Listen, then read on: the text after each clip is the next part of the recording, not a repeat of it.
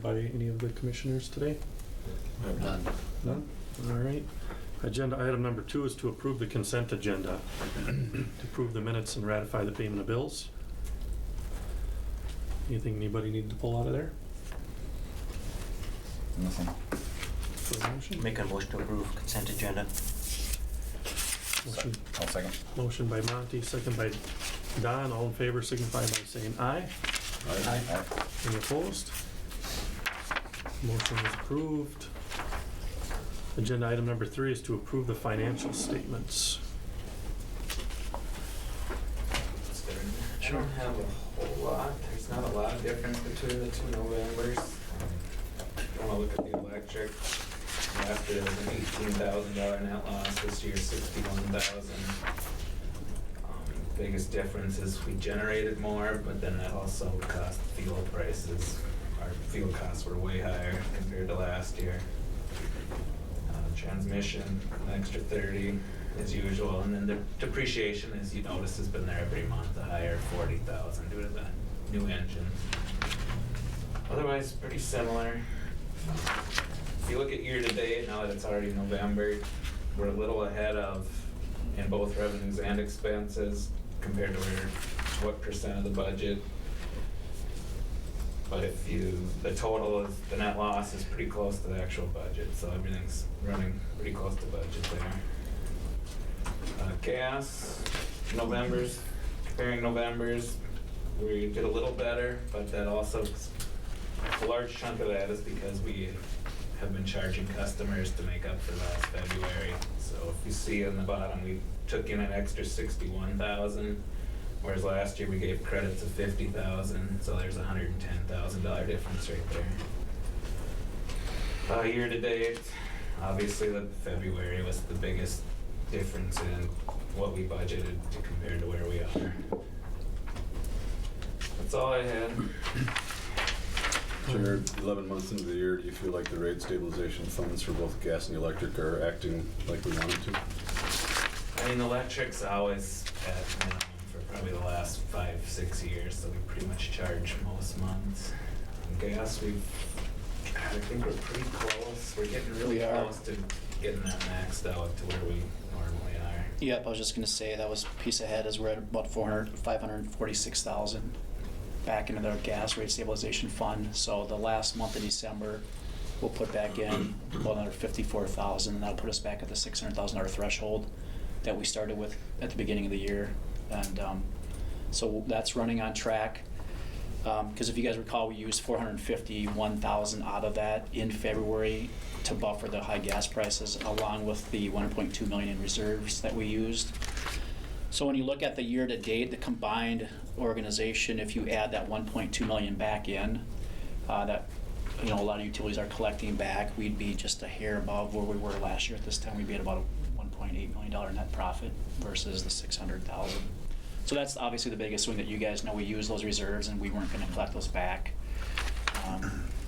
Everything else trending pretty well. We had miscellaneous revenue was up a little bit. We're getting reimbursement on some of the services we provide to Brownton and some of the third-party services that we provide to customers. So we've got some additional revenue coming in from that area in both of the divisions. We're also getting reimbursed some of the GIS services. We have one of our staff on site. We're getting reimbursed from the city to provide some of those GIS services down there. So we've got some additional income coming in on a quarterly basis to recoup some of those labor costs for one of our employees up here. So that's been working well.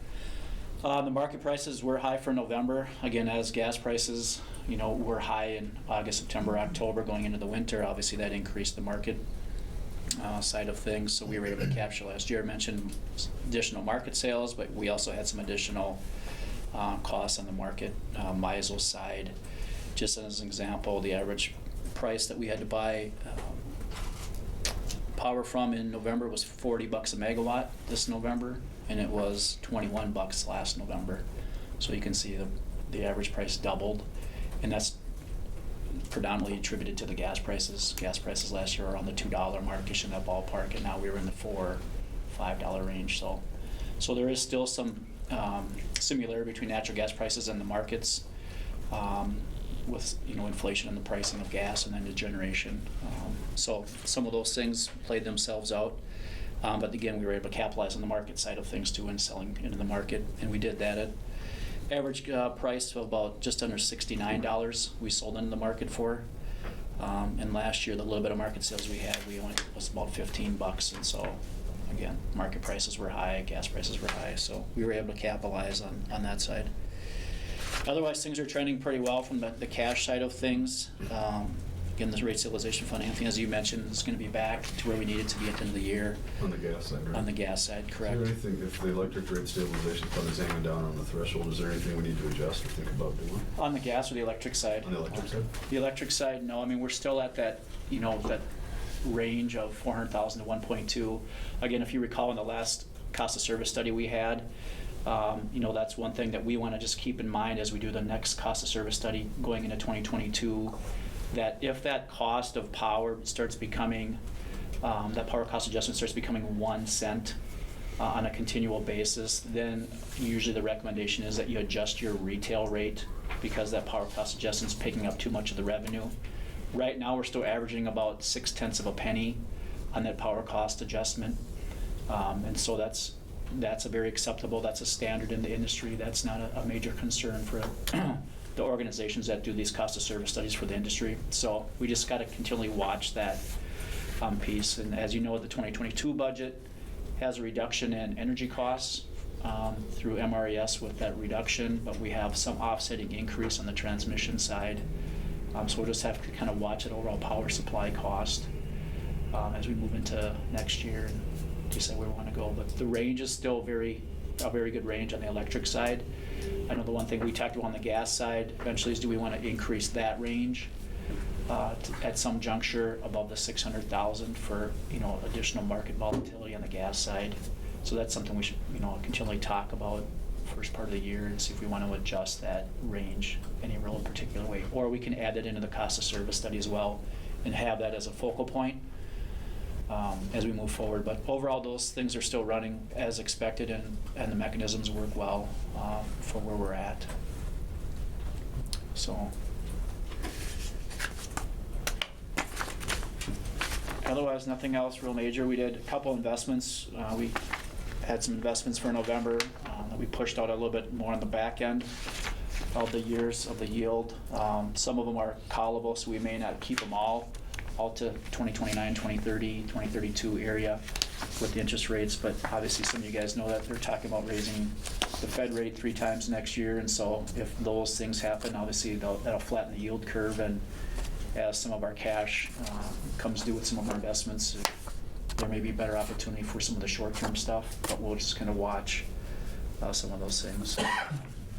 Still, the stuff on the outside is still just a portion of the overall cash reserves that we have, so we're not over-leveraged with too much cash out into the future that we don't have enough operating cash and cash to do what we need to from a capital side. So we're trying to play both and trying to leverage and make as much interest earnings as we can to offset some of our budget costs and things like that. So, but otherwise, tracking pretty well.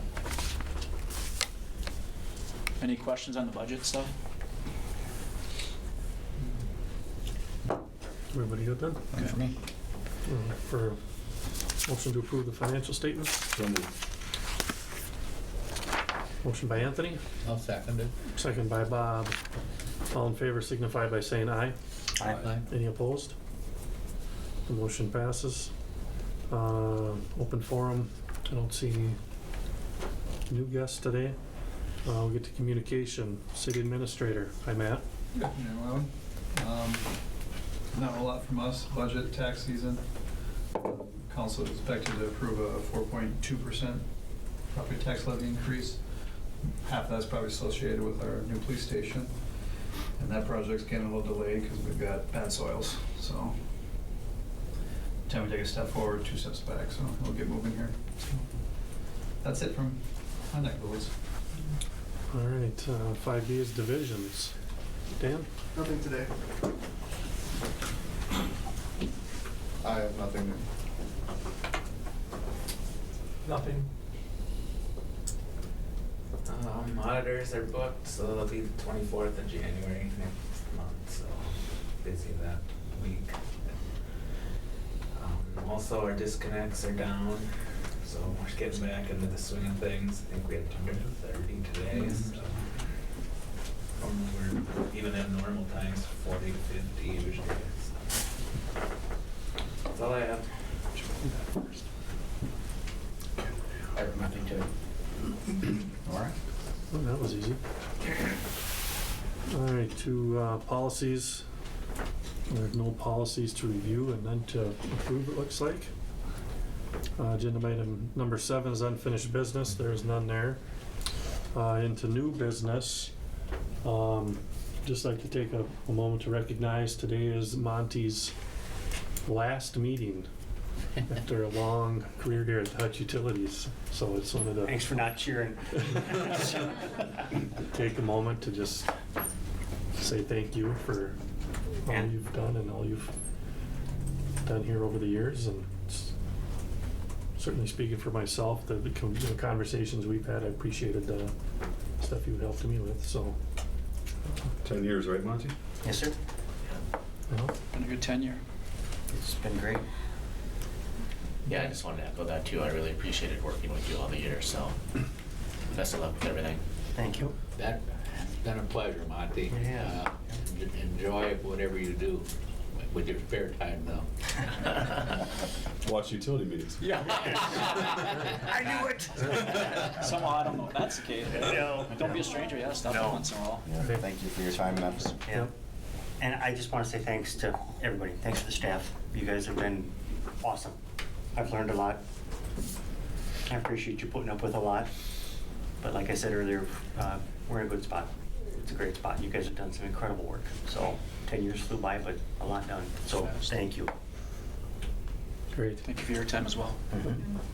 And then we're going to welcome Mike Gabrielson. He's the new production manager. Look at the screen, say hi to everybody in Hutchinson. Not everybody, like 5. More people watch the reruns. Officially welcome you. You're going to enjoy these meetings, I bet. And, Most of them have some humor interjected into it. right, I try to lighten it up a little bit. So, all right. On to new business. Agenda item 8A is to approve the requisition 8971, WSB Engineering Assistance of Integrity. That is the assessment of the high consequence area. Looks like you, John? It is, thank you. Since we now have a high consequence area on our pipeline, which is on the lateral that comes in here to Station 2, the high consequence area, came up this last year. We have 1 year to do a baseline assessment, which means by July, we have to do a smart pig run on the 12-inch line. So first we have to, it's not involved with WSB, but first we have to shut the line down, suck all the gas out, put a valve on each end so that we can put a launcher and receiver on. The gas will gas it back up, and then the contractor will come in for the smart pigging, and they'll put their launchers and receivers on, run the smart pig, and give us a whole lot of data back, hopefully. And then we have to then do two digs on the line as well to check the validity of the smart pig. And again, that all has to be completed by the 1st of July. So I've been working with WSB, helped us they wrote the integrity management program for us for our pipeline. And they have a very, very, very intelligent young lady that's what she does, is code work. And she works a lot with contractors on pigging. She knows her stuff. So I would like to have her assist me in writing the specs for all the smart pigging, and then the analysis of all the data that comes back, because I don't have a clue, never done it before. So WSB, that's what they do. So I'd like to have approval of that purchase order to hire WSB to assist me in bringing in the contract, writing the specs, bringing in the contractor, doing all the work, doing the digs, analyzing the results of the digs in the pig run to make sure our pipe's in good shape. That was a long-winded story for not much. No, that's all right. Thank you. It's good information. Questions by any of the commissioners? on this? John, the governing body that's gonna monitor this or see your report is what? Department of Transportation. DOT, okay. Comes in. Okay. Anybody care to make a motion? So moved. Second? Motion by Anthony, second by Monty. All in favor signify by saying aye. Aye. Aye. Are there any opposed? That motion is approved. Agenda item 8B is to review the compensation study. I assume that's you, Jeremy? Yep, so I just kind of give you an overview. So I did send out the report to you guys, the summary report. Obviously, it's in the packet as well. And then, I'm not sure if you guys had a chance to look at some of the HSA information as well. Commissioner Morrow had asked about providing some of that stuff too, so. Just kind of a high-level overview on the compensation review. I think generally speaking, as we've moved the grid and as we've had union contracts and paper for performance, what the overall kind of summary of the report says is we're moving along the market with our peer group. As we were back in 2016 when we did this, 2016-17. So we're keeping pace with the peer group that we've assigned or have addressed as far as who we want to compare with. Obviously, we have a few positions that maybe be plus or minus above the market and a few that are below. That was fairly consistent with what we got through the first review too, that you have a few of these little positions here and there that may be inside the market or outside the market, a hair outside that plus or minus 5%. But ultimately, we're moving along with the market peer group. So that's a positive point, for the board to recognize that, yeah, we're keeping pace and that we're not getting way ahead, we're not getting way behind, we're kind of moving with the peer group. So that was one of the first things that came out of it. One of the things that we talked a little bit about, and some of the stuff I had sent you, it appeared that we were behind a little bit on the peer group average as far as some of our accrual balances, as far as allowing a certain amount of people to accrue, whether it's the vacation side of things or the sick side of things. As you guys know, we can accrue up to a max of 720 hours of sick time here, but on the vacation side, for the union employees, we only allow 40 hours of carryover on the union side. And then on the non-union side, it's one time your annual accrual. So if you accrue 3 weeks a year, you can carry over 3 weeks a year. If you accrue 5, you can carry over 5. So we were a little light relative to our average peer group on that piece. Nothing of real significance, but there is a little bit of lagging there. The other piece that came out of some of the vacation side of things, we're a little below average as far as the beginning years of service and the accruals that people get on the front end. We're just a hair, I would say, behind the peer group. It was fairly common to see people getting 2 weeks and 3 weeks within the first 5 years. Our schedule is a little bit light from that regard, and so there was some, I guess, modest deviations from the peer average, but still think we're within range and competitive as far as the vacation side of things, as far as years of service and who can accrue what at different intervals. Health insurance and dental, we were a hair better on premiums. Our costs are a little bit lower. I think there's a few things as we've gotten more data, and some of the stuff is in the HSA stuff. I think we're one of the very few that has as high deductible plan as most of our peer group.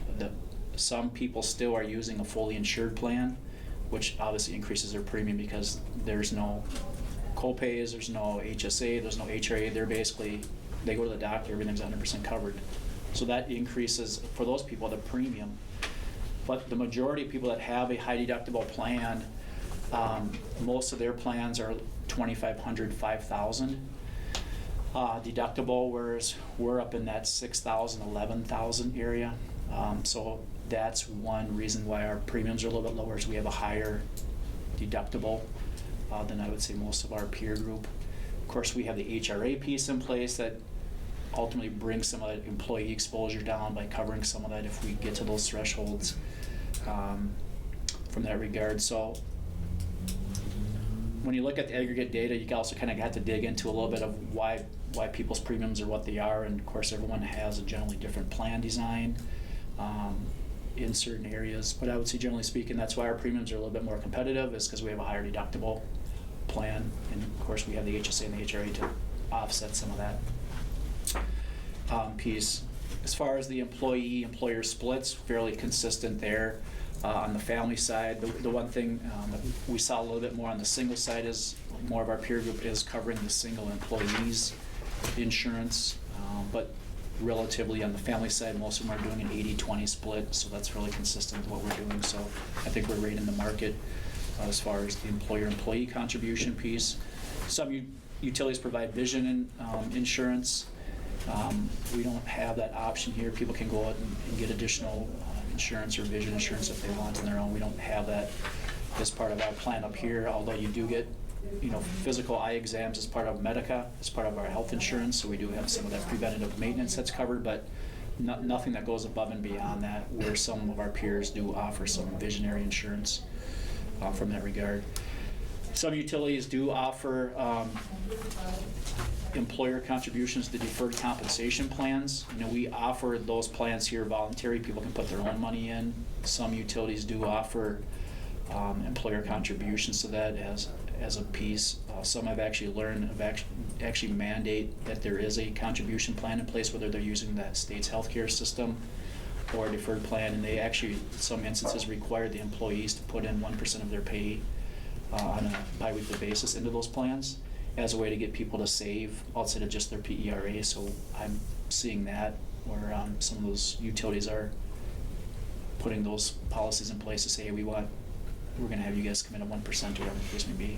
Our stuff is all voluntary here. We don't mandate any of that. If you want to have a deferred plan or you want to do something else, you can do that with your own money and decide what works best for you. So we do see a little bit of that. On the HS side of things, we're at the 2,000 for single coverage, 4,000 for family. The last time we went through this compensation study, we were, I would say, one of the few that had these HSA contributions to any length of dollar value. Obviously, what you're seeing now is more and more people are putting those in place for their employees, partly because some people are moving away from a fully insured plan to a high deductible plan, and so with that, they're providing some employer HSA dollars to help offset their deductible. And some of them are doing them as part of union negotiations. Some people are doing them as part of just an employer benefit to stay within the market with some of their peer groups. So I did provide you this. I think we're right in the middle. There's some utilities that are providing less contribution, but then there's utilities that are providing more contribution. So it really kind of depends on each specific utility what they're willing to do for the organization. Some utilities also say we don't have an HSA contribution, but we cover a portion of their co-insurance. Ultimately, it's the same thing. So if you have a $5,000 deductible and the utility is picking up $2,500 of your deductible, it's essentially like giving you $2,500 for HSA, a piece of that. So some of them work that angle as well, and not just give the contribution, but provide dollars for deductibles and co-insurance to cover some of their medical costs. So it's kind of a summary of things. Ultimately, kind of like takeaway is we're within market with our peer group for a majority of stuff. The only thing I would say is maybe the accrual side, could bump that up or have that be a little bit more towards our aggregate peer group, but I would say everything else is pretty much in line with what we're seeing out there with the peer group that we have. So, any questions on kind of the summary data that was in the report? This time around too with Baker Tilly, there is private data included in this data. There's some aggregate that they have access to with their databases. So there's some private data in there that we didn't collect the first time around. We tried soliciting, obviously, the investor-owned utilities and some of the private people, and they're just not going to provide us the data. Well, they're not required to. They don't need to by law, so we're just never going to probably get much of that information. We did get a couple co-ops this time that provided some data that we didn't last time, so it was just a busy time of the year for people, and so we had to, Angie did a good job of hounding on people and getting stuff, but people, some of these people just weren't going to take the time to fill out the data, and so. But still got a pretty good representation of our peer group, so to give you guys a good idea of kind of where we're at. All right, that sounds good. Thank you, Jeremy. Agenda item 8C is to approve the union contract, which runs from January 1st of '22 to December 31st of 2023. So I did send out the redlined version for you guys, because obviously what's in the packet is the clean copy. I did try to give you guys a summary a couple of weeks ago, maybe a month or two ago, before we got into kind of the final negotiation of kind of what articles were being changed. Again, we're looking to settle on a 2-year contract with a 4% increase as of January 1st, 2022 and January 1st, 2023. Some of the other articles, we have some minor tweaks in there as far as overtime and standby pay. We're looking to ask the board to bump up the standby pay from 9 hours at time and a half to 10. So that would take someone on standby from 13 and a half hours to 15. Reason for that is that is where the market is at. So I would say most of our peers are at that 15. And then you have some outliers. Rochester, I think Public Utilities is at 30 hours, 32 hours of standby pay. But generally speaking, most people are that 15, 17, 16, 17 seems to be where most people are at. So we're asking for the entire board to consider just moving that incrementally up to keep us kind of with the peer group. And then you can see kind of the hourly rate schedules change in there. Those are probably a couple of the bigger items in there. And then we have one where we're including Christmas Eve as an additional extra 8 hours of pay when Christmas falls on the weekend or when there's 3 floating holidays. So that was an incremental piece that was added in as well. Matt or Don, anything I kind of missed on the kind of the high level, kind of the major points? And then the other big piece is asking the board to move towards the biweekly accruals and getting that system in place here with it as well. And then asking you guys to approve moving the accruals on the union contract from a maximum 40 hours to 2 times their annual accrual.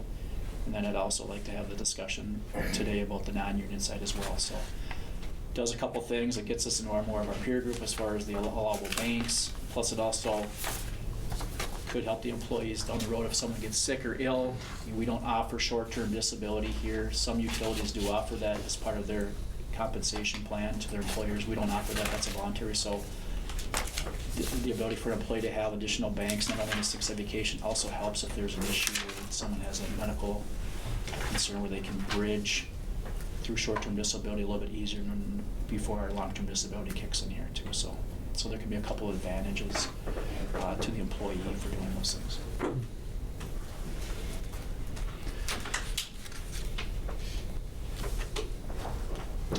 I think you covered it. Yeah, I don't think so. Don? Yeah, those are the points that I remember us chatting about that were gonna be changed, so. Overall, I thought negotiations were doing very well. Just met a couple times and thought it was very amicable. I commend everyone involved.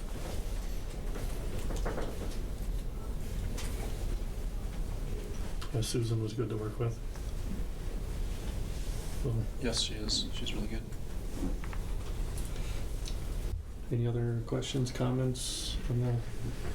Just a 1-year contract or 2? This would be a 2-year contract. Yeah. Can I just mention that the memorandum of understanding regarding the healthcare savings plan is still under review by MSRS, and that can be approved by the commission at a future meeting. It does not have to be included with the contract. Good point. Thanks, Brandon. Anybody care to make a motion? So moved. Motion by Anthony, I'll second it. second by Bob. All in favor signify by saying aye. Aye. Are there any opposed? Motion carries. Agenda item 8D is to approve the 2022 pay grid. So you guys have all been around long enough, so you know at the end of every year, the board has to approve moving the pay grid for the non-union employees. And so that's in front of you today. I did update the data that we typically look at, which is a lot of the CPI information. We look at what the unemployment rate is in Hutchinson, along with what's happening on the bargaining unit side of things. And some additional data that I've added over the last couple of years is also getting some of the, this upper Midwest, the data that I get collected that shows private sector industry and public sector industry through Carlson Detman. That's one of the large firms that does a lot of consulting and a lot of analysis. So I participate in those surveys with our stuff, and as part of doing that, you get all the results back on those reports. So I typically add that in as well, so you guys can see what's not only happening on the public side of things, but also what's happening in the Midwest on the private sector side, to gauge kind of where things are at. So what's in front of you today is I've got a recommendation or a proposal of moving the grid 4% for the non-union employees, and again, there's 12 non-union employees out of the 53, which is majority of the office staff, and those 12 include me, so there's 11 non-union, and then myself would be 12 employees that would be affected by the grid shift based on where the commission would like to go. So that's what's in front of you. Today is for your review and discussion on where you guys would like to go on the grid.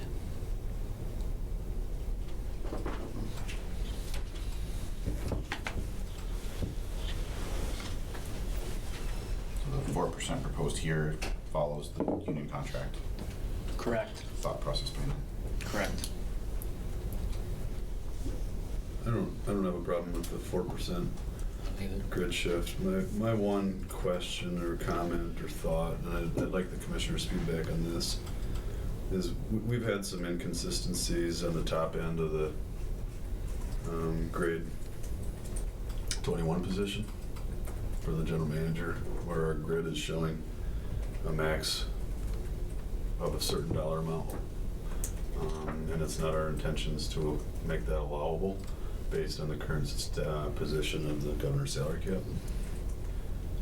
So I'm wondering if we should have add an asterisk to that, to the grid, or somehow note to create some consistency between what the commission's position is, to make that position consistent or noted on the pay grid shift. Because some of the numbers that we're seeing here in the max salary range towards the bottom end of the positions, or top end of the positions, however you want to think about it, are outside of the governor's salary cap number as we know it today.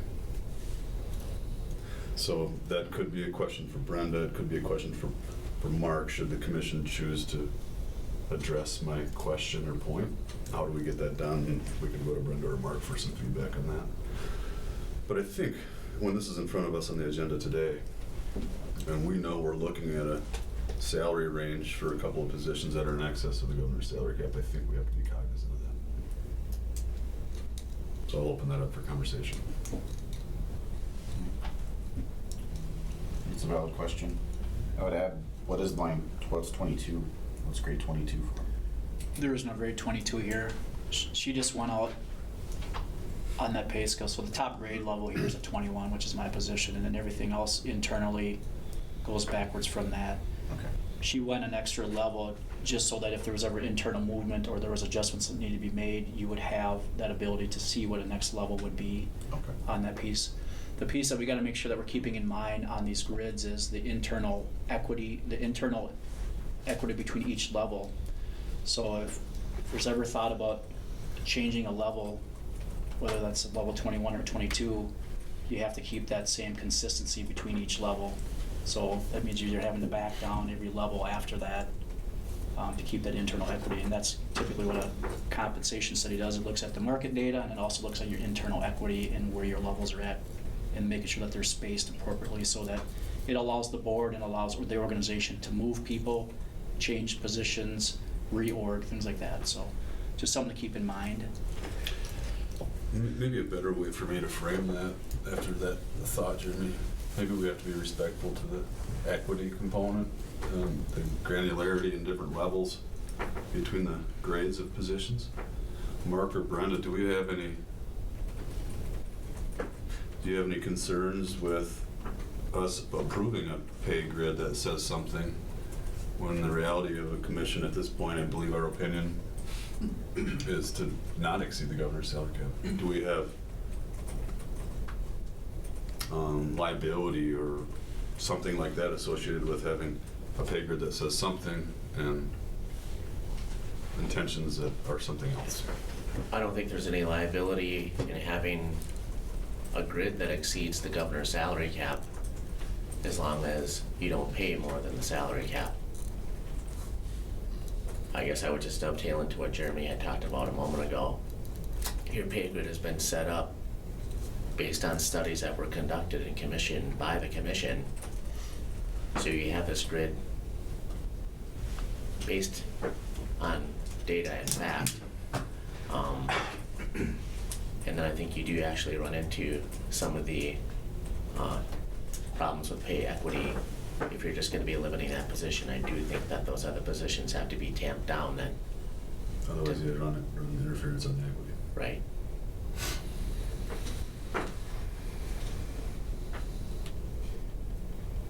I guess in my mind, it would be similar to what you did last year. You know, you evaluated them at a certain amount, but you weren't able to compensate them at that amount. You know, we did make a record of that, and again, it's appearing in his review this year as well. So I think it is memorialized that we're only paying them at a certain level, and the reason why we're doing that. I assume the 2020 max was over the governor's salary cap last year. Yes. Correct. Has it been that way for a couple years now? I don't. My recollection is last year was the first year that we ran into that problem. Yeah. This is the first year we ran into it as far as actual pay, but on the grid, it's been above access. Correct. for quite a while. So it's merely a suggestion.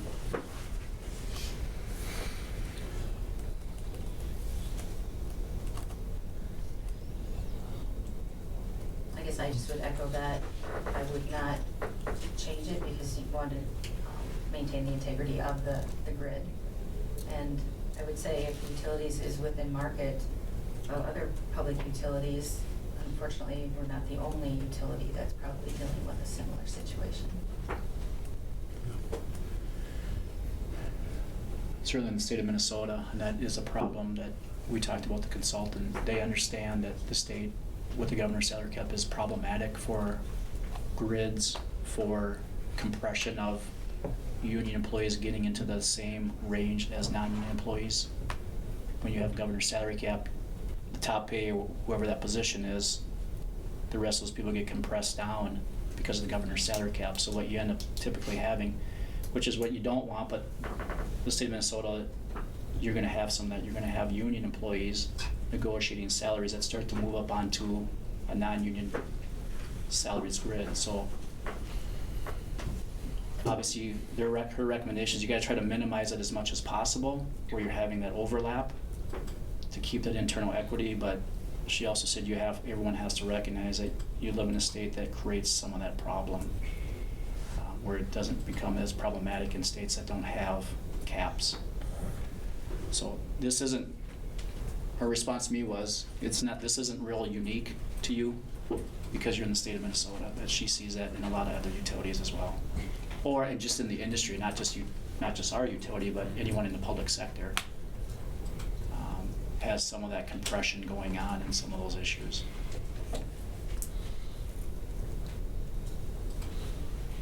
Did I miss anything, Angie?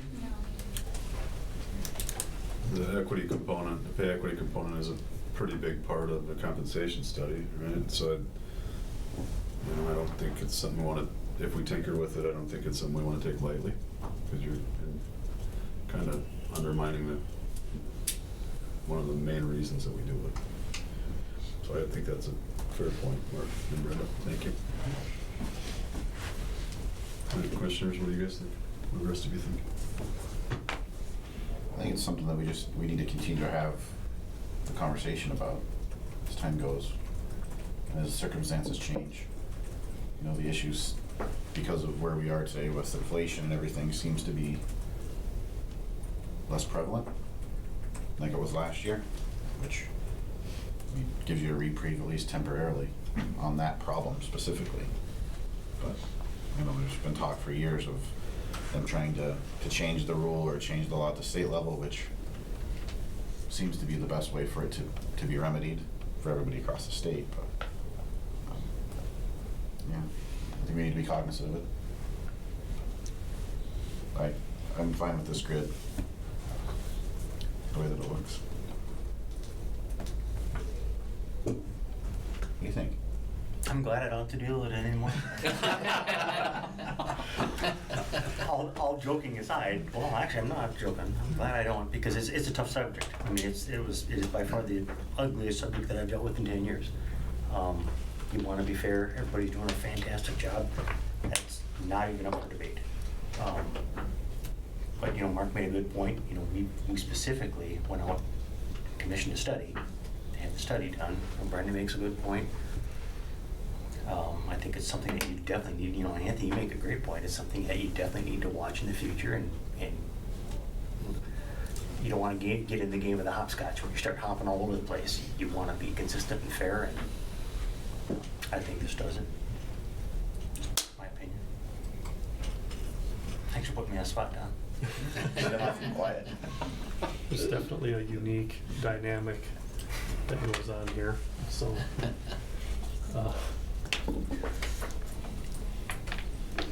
I'm not sure what the answer is, but at least for this meeting, anybody care to make a motion to approve the pay grid? I'll make a motion to move the proposed 2022 non-union pay grid move. Motion by Bob, I'll second. second by Anthony. All in favor signify by saying aye. Aye. Any opposed? Motion carries. Agenda item 8E is to approve the 2022 budget and CIP. So I sent out the kind of the revised budget from the preliminary budget. Obviously, we got budget information is in the packet as well. Tried highlighting the major things that have changed, so you guys could see from the preliminary budget to the final budget, kind of the main areas that have changed. Again, for the most part, on the revenue side, just kind of recap quickly, added $100,000 to the power cost adjustment to institute some additional hedging strategy on the electric side. Hopefully mitigates any type of volatility we have on the market side of things. We did that on the gas side with increasing some of our purchasing of gas to lock in some additional contracted gas going into the winter. On the electric side, there is potential volatility for the increased spikes in the MISO prices, and so we want to hedge a little bit of that high pricing issue that we may run into if we get a cold stretch here. And so we added some additional fuel into our budget, so we're going to generate throughout some of our peak times of the day to keep some of that volatility out of the market. So we added in some fuel costs. What that does mean is it means that we don't have to buy as much off the market. So we pulled some expenses out for market purchases. And then we added in $73,000 for the downtown plant to address some things in the facility down there. And then we just had some miscellaneous machinery and equipment insurance coverage. That premium on our boiler equipment coverage, they backed that down a little over $10,000. And then the bigger piece for me was they backed our deductible back down from $2.5 million to $500,000 after we had some conversations about where those premiums were going on covering our equipment in the facilities. And then, so those are kind of the big topics related to the overall bottom line. Obviously, some of the biggest changes in the budget where we added $400,000 in on the natural gas side as placeholders in case we run into any issues on the high consequent area in the industrial park that we typically don't have, so that's a big ticket item. Now the expense for that, all the testing's in here too, right? Correct. That, Yep. the $1 million. Some of that engine, yep. Half of it's fairly firm expense and half of it's worst case scenario. if we have to do Correct. repairs, right? Right, and we won't know until John gets the results back to see what we're dealing with there. So you've got $400,000 in expenses that typically is in the budget. And that's then every 7 years, that was? Every 7 years. Yeah. Or as people build along the pipeline, we can get new areas as well. There's an area down by New Ulm that's not too far away from being a high consequence area, so it'll just continue to grow. We should buy some lots. I was just gonna say, how can we mitigate some of that? Can you buy some land around? Someone's trying to make sure you're running stuff in not high populated areas. John and I talked about some of those areas down south where they've got some of those transmission lines running in areas where there's a lot of people.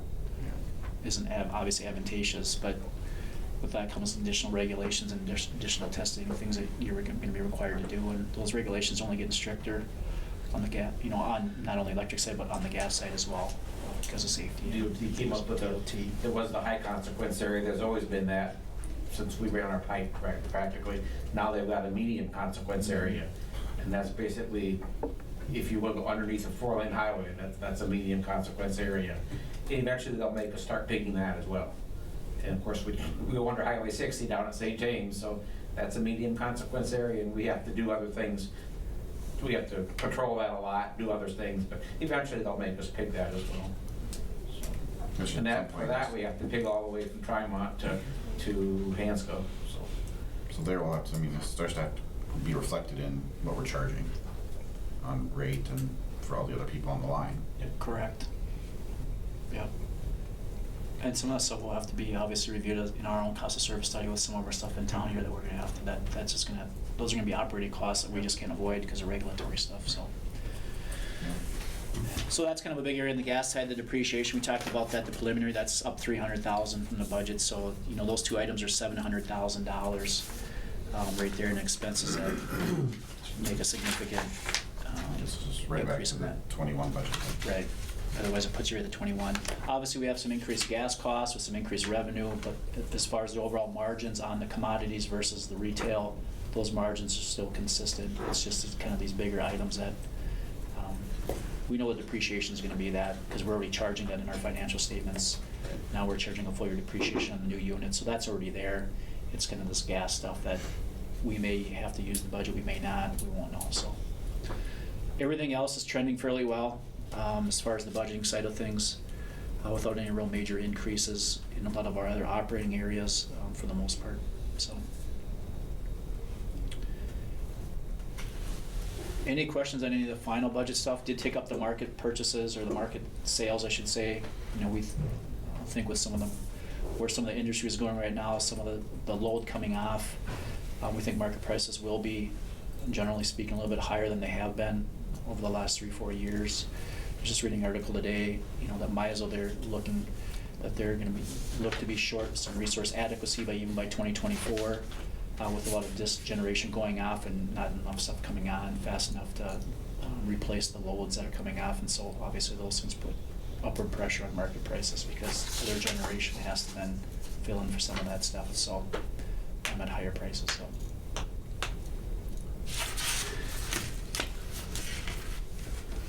And then the CIP, the big ticket items are, I know we've got the $175,000 in for the LED project, starting that, starting the retrofit on that piece. So that's going to be a thing that's going to be in the budget, moving forward over the next 5 to 7 years. So that's an added piece in there. And then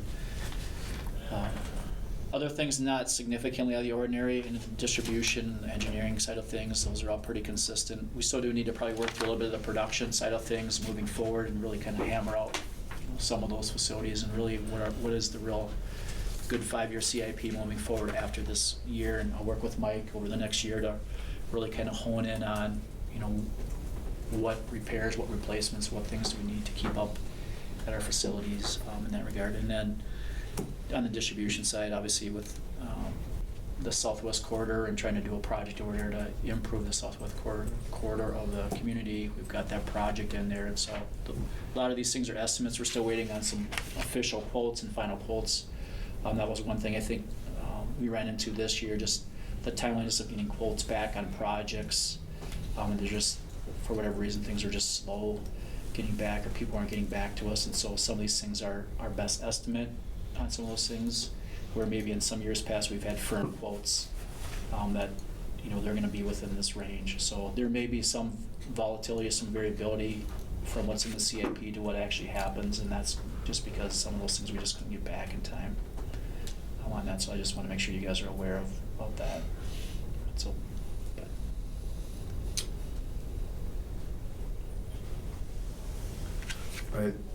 I appreciate the effort that went into the budget presentation. While it's Jeremy's agenda item, I know there's lots of people that he relies on to help him put those numbers together.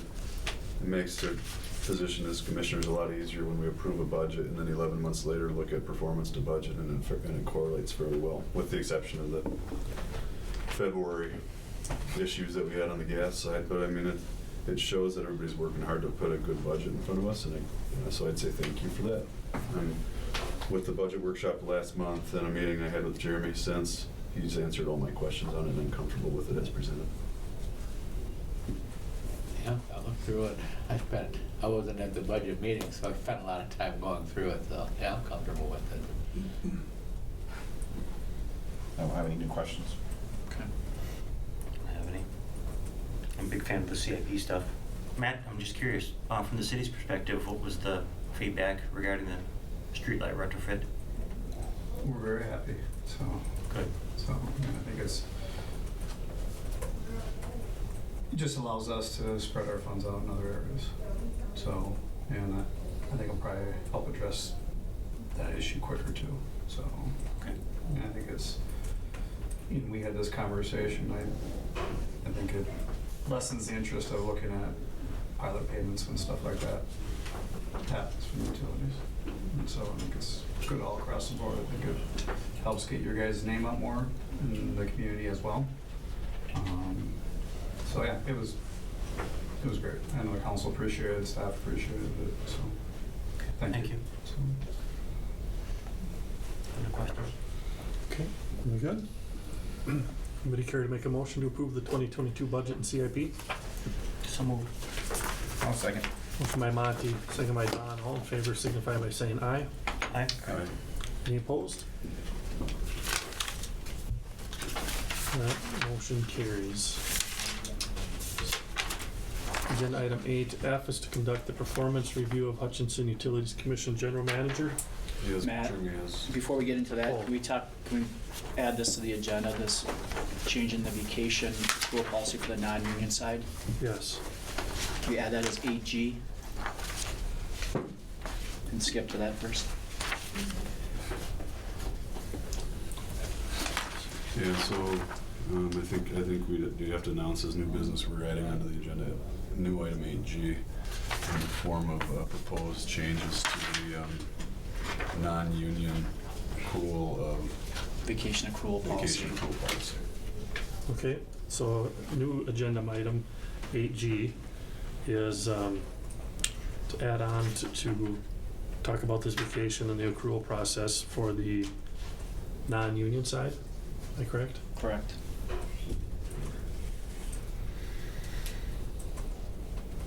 Anybody have any discussion on this? Jeremy, why don't you talk a little bit about how it came up and why it's your recommendation that we address it?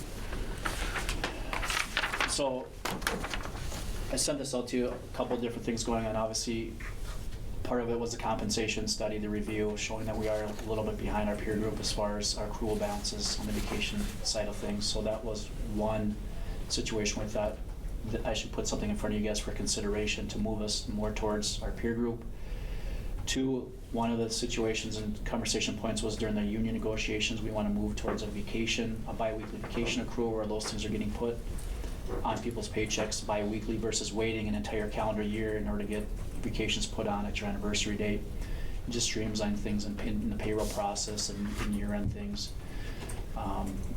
So as a part of doing some of those things, particularly on the non-union side or on the union side, that transition becomes really hard to move to the bi-weekly accruals when you can only carry over 40 hours of vacation, because right now we're going off anniversary dates, and so if someone, for instance, on their anniversary date, let's just say someone's anniversary date is November, and they get 4 weeks of vacation, they're not going to be able to use 4 weeks of vacation by the end of the calendar year. And so in order to create a transition plan for us to move that direction, one, we have to allow a transition period, which what we're talking about is a 2-year transition period, both on the union side and the non-union side.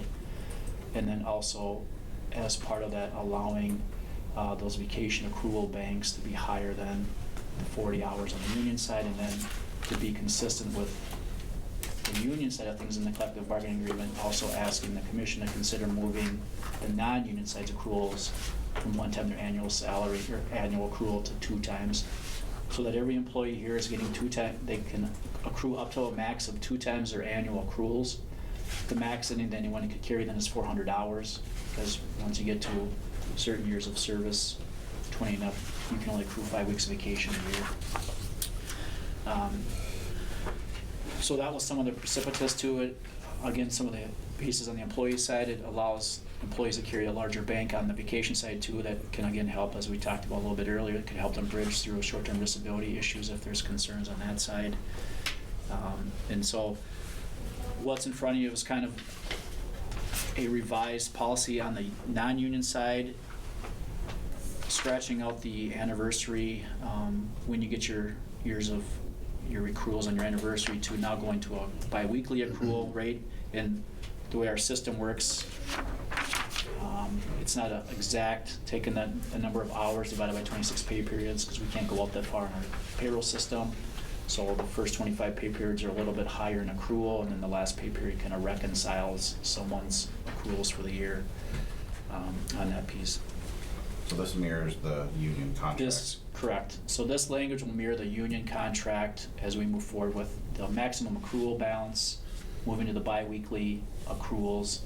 The one thing that is different than the union side that is up for consideration for the board is also adding in a payout option as another mechanism for, hey, if someone's accruing a lot of hours, on the non-union side, we have a lot of people that have been here long-term, so a lot of people are accruing 4 to 5 weeks of vacation. So in the situation where an employee may not be able to use all their vacation in a calendar year now through this transition period and moving forward, it allows another option for someone to get paid out some portion of their vacation.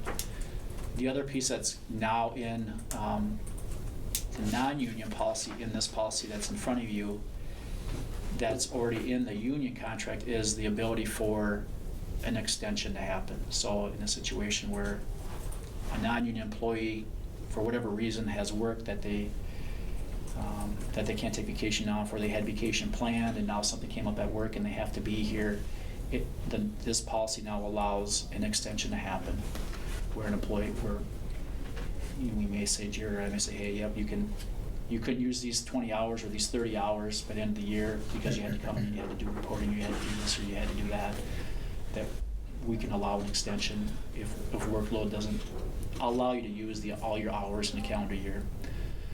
So that piece would be consistent with the union contract. The piece that would be above and beyond what's in the union contract is a payout option as another safety net for a non-union employee.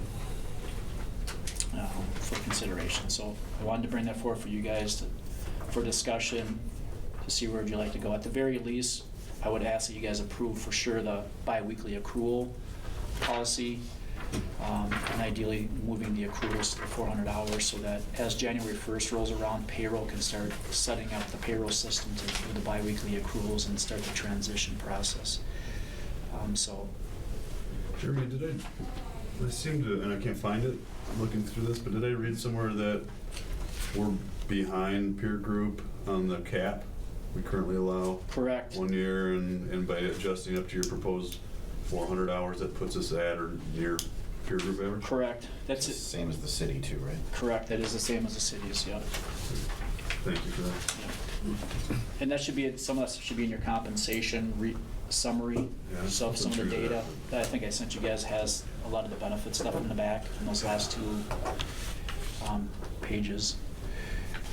So it's another finding in the compensation study that we weren't at peer, and this is getting us at or closer to on this specific item. So as a concept, I don't have a problem with a majority of what's proposed for the changes. I got a little bit of a concern with the payout component of it. I don't mind the flexibility of an extension, but I got a little bit of long-term concern with the payout option.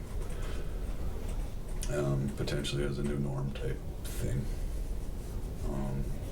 So is it the payout concept itself or the case-by-case basis that you have more concern? More of quantifying the dollar and the new norm where people can choose to work 52 weeks a year for 20 years, and we could have a big ticket item on our financial statements as an obligation. Well, we can only carry over 400 hours though, right? But then we'd pay it out. We'd pay it out on an annual basis, and if somebody worked 52 hours a year for 20 years, it'd be a big ticket item from a payroll perspective. It'd be my concern. Now, that's an extreme example, and that won't happen, but it's the That's the thought process that I'm trying to present and frame for why I think I'm concerned about the payout portion of this proposed change. And I may be overthinking it, and if you all don't have a problem with it, then that's the answer. But that's my. I'm okay with the 400. I'm okay with the flexibility of an extension. I'm okay with the majority of what's proposed to be changed, and that's just the one thing I'd have a little bit of concern with.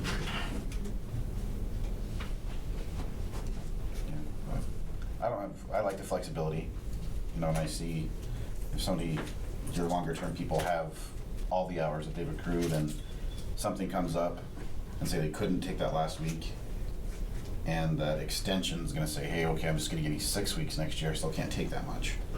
Having the option for the 40 hours, or for the 40 hours to be paid out makes some sense. I would much rather have people take their vacation than get paid for it. But I could see an instance where that could come up and be valuable to the employee and the utility. So I don't have any problem with the proposal at all. I think it provides more flexibility for people to use their benefits. I think that's good for everybody.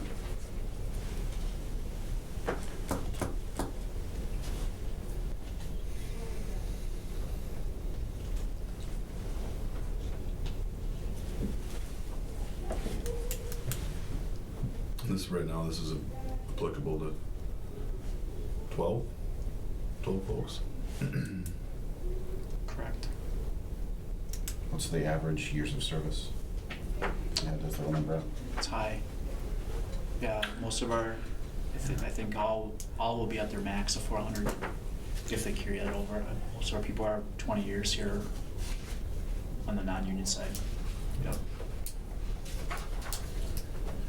Get to your point, Anthony, I don't think the accrued vacation's gonna go up much on the non-union side, just because it's accruing in the background already, so at the end of the year, we already have we book a fairly high accrual. I will say the union side will probably see an increase if they start carrying over more, because in the past, they've only been allowed to do 40. So you will probably see the accrual go up, but it probably won't be from the non-union, it'll be from the union, because they only had 40 before. We already booked quite a large amount for non-union at the end of the year. So when you say you book it, what do you mean by that exactly? You have to if show somebody it's- retires at December 31st, we're responsible to pay all their vacation, whatever they have at that point in time. Right. So, but isn't this policy saying that you can only have 400 hours in that bank? Correct. And right now we have 200, but then there's the accruals in the background, so they're already a lot of them already pretty close to 400 at the end of the year. Because they get it automatically, all of it. Right, so when you're on when you go on an anniversary, so let's just take someone's anniversary is mid-year, right? So on their anniversary date, they may be carrying over one time their annual accrual now. But by the end of the calendar year, Jared's booking the liability of those last 6 months, even though they're not seeing it on their paycheck, he has to book that liability of, so let's say someone is earning 4 weeks of vacation. Right. At year end for financial reporting, he's gonna book 2 weeks of additional liability because if someone left on December 31st, they've already accrued that, they're just not seeing it, we owe them that. Gotcha. So that's what he means about the liability. So the payout, though, the maximum payout is 10 weeks. How will that change with the biweekly accrual? So the biweekly accrual, they're seeing it on their paycheck every 2 weeks, the liability, so they're not seeing it right now, they're gonna see that moving forward. Yeah. So it's more transparent. That's more of a management thing, right? Correct, and it's more of an operational, and then we're shifting away, the other piece is we're shifting away from having to use your vacation from an anniversary to a calendar year. Right. So that's why we need the transition, so that at year end, as we move forward, we know exactly what the liability is. Everything is in the payroll system, it's being accrued bi-weekly. Everyone has to they have to have their accruals all down at the maximum by December 31st. So it does create that's why we need to have the transition to move people from anniversaries, because some people's anniversaries in February, some's in March, some's in June, some's in November. But it will be significantly cleaner, at least payroll-wise and liability-wise and financial reporting-wise, of everyone on the same calendar schedule, but it takes a while to transition that way. So that's when we talked about on the union side is allowing, we don't think it'll take 2 years to transition, but we said we were fine with, during this next contract, allow the transition so no one is losing vacation. That was the biggest concern, is people don't want to lose vacation with a transition. Obviously, we don't want that to happen, right? They've accrued it, they've earned it, so. And so we'll monitor that with payroll, and we'll make sure that, you know, the manager, you know, they're well aware of what's going on. We will probably send out communication that as of January 1st, so let's play that other scenario. So let's say someone's anniversary this year is June 30th, right? The first pay period in January, they're gonna have a balance that's been added to their accruals, because that 6 months that they've worked, the last 6 months here, it doesn't show up anywhere, but as of January 1st, they'll have 6 months worth of vacation on the books, and then the remaining month that they're owed will get accrued bi-weekly until they hit their anniversary date. So people will start seeing vacation balances as of the first paycheck in January that they typically wouldn't see until their anniversary date. So then as we get through the transition period, it's in real time. Every 2 weeks you're getting whatever your thing is, and then also then allows people to use that stuff as they're accruing it versus having to wait until they get their full amount on their anniversary date.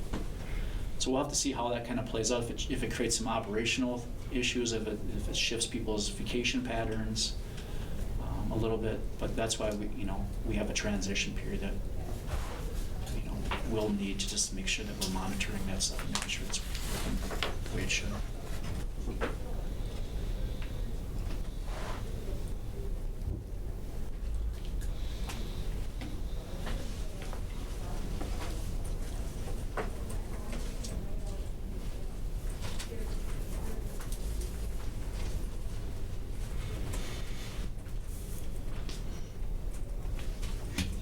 Anyone else?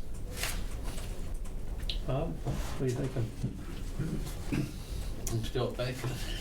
Yeah, it's. And your recommendation, Jeremy, is to include the payout option? It's a recommendation for you guys to consider. Again, it's obviously what I'm kind of hearing is if there was an option you want to put a cap on it, you're not going to allow an unlimited amount of carryover. The 40 hours is a fairly clean, when I look at the majority of our people, if they accrue 200 hours, they still have to use 4 weeks of vacation. It just may be that 5th week of vacation that may become problematic, and the payout does eliminate me having to say, hey, I'll give you an extension for 3 months, and someone says I can't take it in the next 3 months because I've got reporting and regulatory stuff. This is just a clean break that, okay, you can't use it, you're gonna get paid out the 40 hours. Now, you can also say, you gotta figure out how to use your vacation, and you can take that hard stance, say, hey, you know how much you're getting every year, you have to plan accordingly. I think some of the concern on the non-union side is when people on the non-union side aren't here, there's no one to backfill their position to do work, the work to keep it moving, so when they come back, you have some of that, where it just doesn't get done. Or if they get called in for an emergency, or they get called in, or whatever the case may be. So it's just another option for you guys to consider in a situation where that may come up from time to time.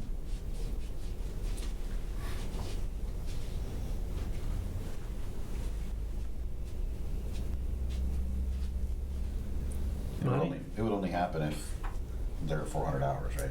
Otherwise, it just carries. Correct. So, I mean, somebody can't come at the end of the year at 200 hours carrying over and say, hey, I want to get paid out for 40.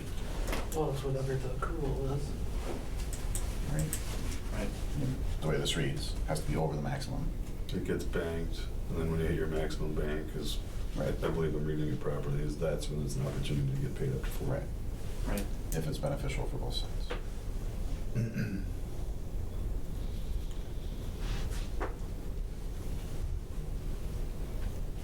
I have no problem with You gotta put her to vote, man. Clearly, this can't be tabled for another month. I'll make a motion to approve the vacation accrual presentation as presented. There's a motion by Don. Is there a second?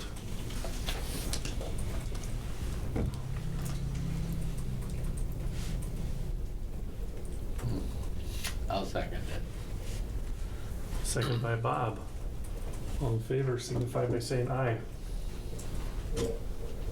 Aye. Aye. Aye. Aye. Any opposed? Am I supposed to vote in this case? Yeah, absolutely. Doesn't matter. The motion is approved.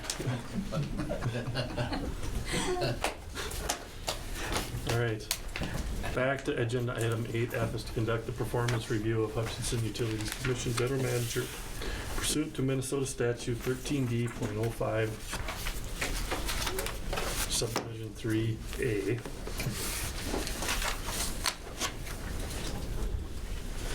The item on the agenda is the closed session to conduct the annual performance review of Utilities General Manager Jeremy Carter. Jeremy, as you know, under Minnesota law, you have the right to either have this portion of the meeting open or closed. So before we go any further, you need to let us know whether you want to have the meeting closed or not. I'd like to have it closed. All right, I would now entertain a motion to go into closed session to conduct the annual performance review of the Utilities General Manager Jeremy Carter. So moved. Motion by Anthony, Second. second by Monty. All in favor signify by saying aye. Aye.